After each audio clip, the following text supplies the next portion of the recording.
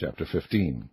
At the end of every 7 years thou shalt make a release, and this is the manner of the release. Every creditor that lendeth aught unto his neighbor shall release it. He shall not exact it of his neighbor, or of his brother, because it is called the Lord's release.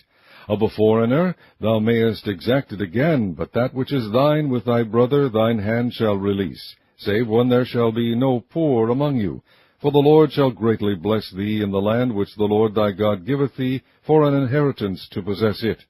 Only if thou carefully hearken unto the voice of the Lord thy God, to observe to do all these commandments which I command thee this day.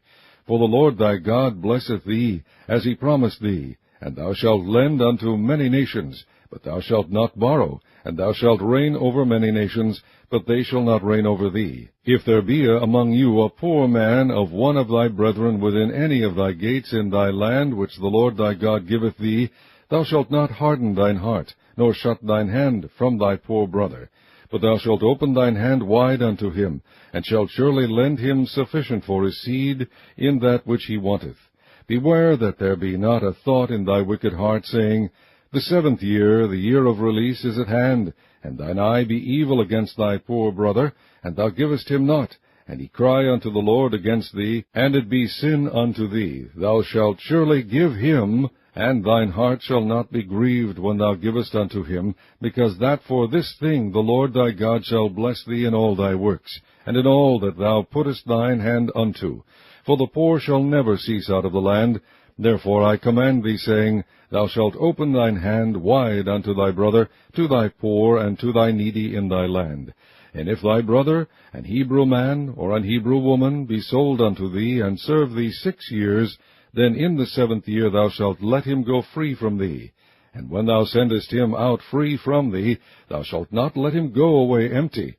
Thou shalt furnish him liberally out of thy flock, and out of thy floor, and out of thy winepress. Of that wherewith the Lord thy God hath blessed thee, thou shalt give unto him. And thou shalt remember that thou wast a bondman in the land of Egypt, and the Lord thy God redeemed thee. Therefore I command thee this thing today. And it shall be, if he say unto thee, I will not go away from thee, because he loveth thee and thine house, because he is well with thee, then thou shalt take an awl, and thrust it through his ear unto the door, and he shall be thy servant forever. And also unto thy maidservant thou shalt do likewise. It shall not seem hard unto thee when thou sendest him away free from thee, for he hath been worth a double hired servant to thee, in serving thee 6 years. And the Lord thy God shall bless thee in all that thou doest.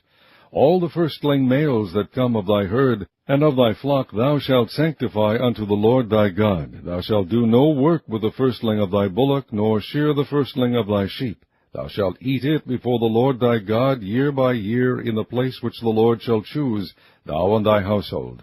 And if there be any blemish therein, as if it be lame, or blind, or have any ill blemish, thou shalt not sacrifice it unto the Lord thy God. Thou shalt eat it within thy gates. The unclean and the clean person shall eat it alike, as the roebuck and as the hart. Only thou shalt not eat the blood thereof. Thou shalt pour it upon the ground as water.